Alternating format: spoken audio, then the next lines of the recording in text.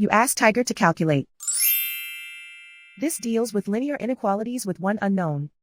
The final result is x equal or smaller than -3. Let's solve it step by step. Isolate the x.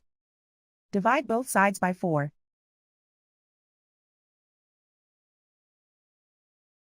Simplify the fraction.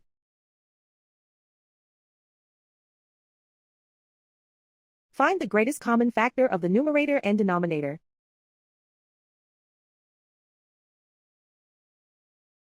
Factor out and cancel the greatest common factor.